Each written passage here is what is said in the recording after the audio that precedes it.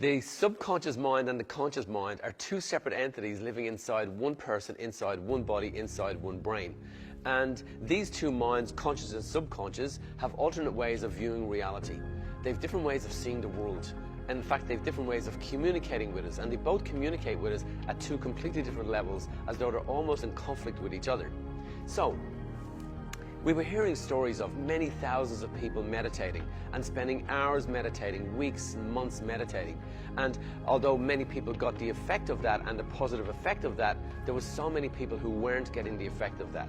So what we had to do was we had to determine, why do some people meditate and they have the desired outcome that they're trying to achieve, and then so many people meditate but don't have the desired outcome? And the answer came when we were able to connect with the subconscious mind. The subconscious mind works alternate to the conscious mind. And the subconscious mind is where the survival mind lives, where the survival mechanisms and the brain survival centers and the body survival centers are all driven and focused from this subconscious mind. And what we discovered was this: the subconscious mind, in its massive innate intelligence, its natural intelligence, has determined that it can survive based on its past pain.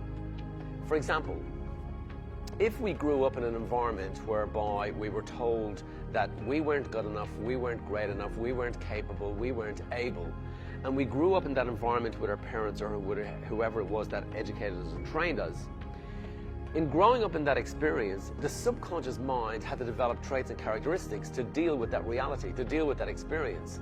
And from that then, that child growing up in that environment had to develop strength characteristics to deal with that.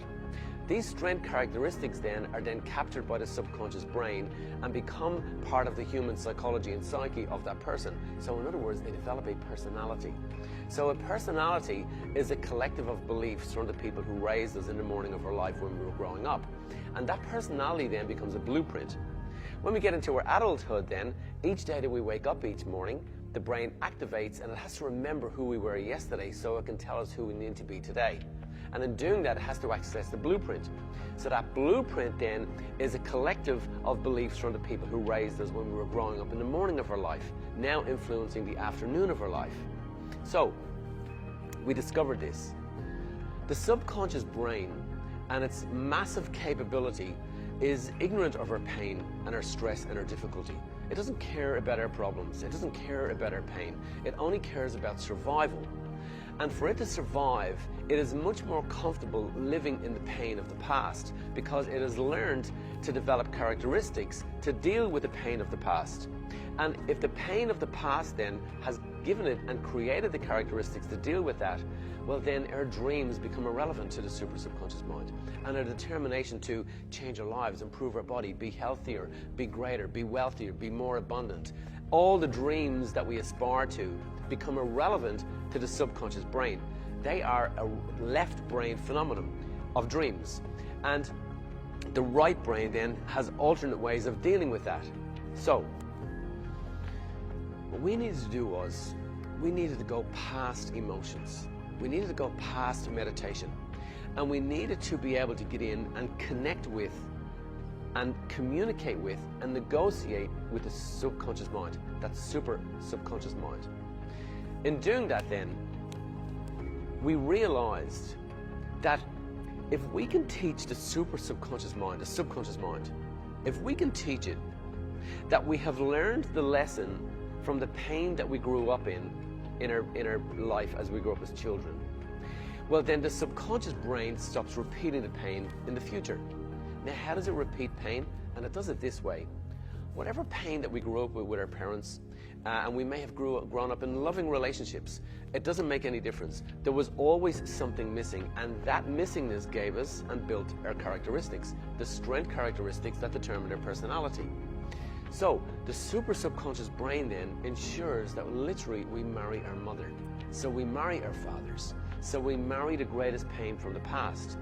And we started to see in our experiments and our research that this was a phenomenon that was reality. People were literally in their adult life subconsciously marrying the most painful trait and characteristic of the people who raised them, unconsciously. What that meant was this: it means that As soon as we get into our adulthood and we determine that we want to find the love of our life, we want to live a harmonious relationship, we want to live happy and in almost heaven on earth, well, they are constructs of the dreaming brain. But the dreaming brain is not in charge, because if it was in charge, well, then all we would have to do is dream. And the moment that we dream, then we just have to keep living in that dream. And if we keep living in that dream, then we'll step into that dream.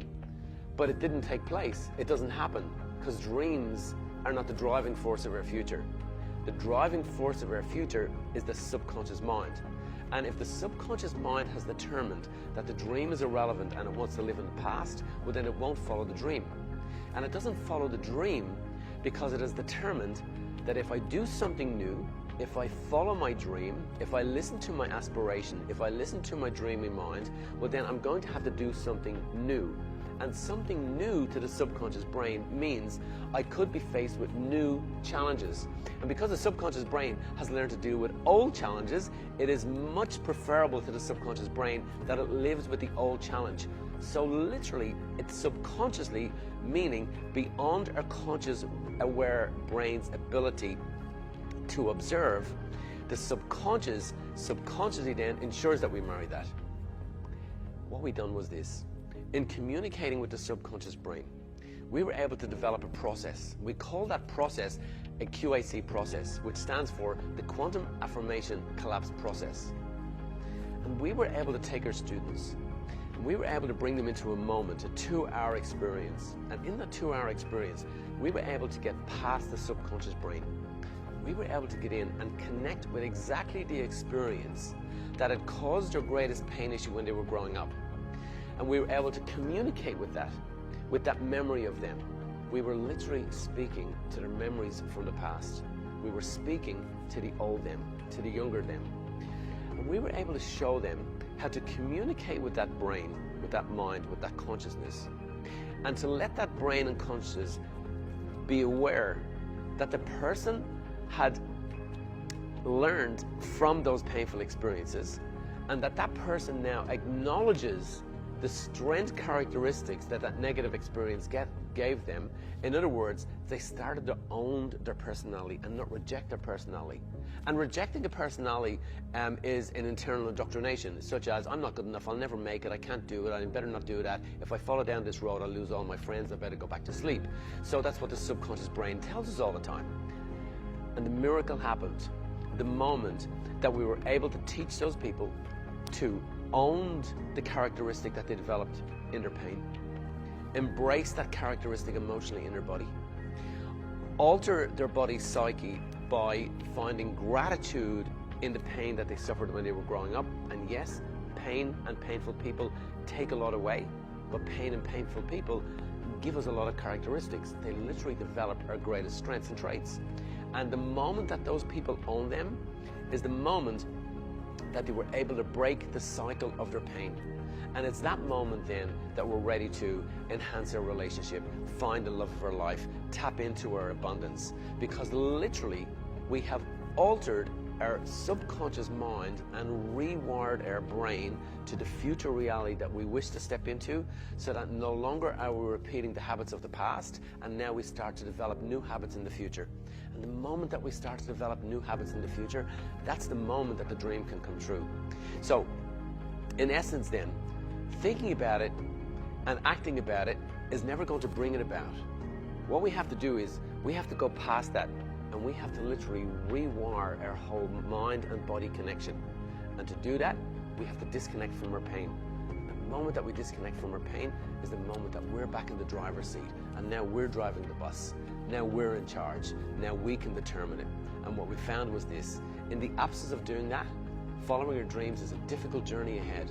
But the moment that we tapped into that is the moment the miracle happens.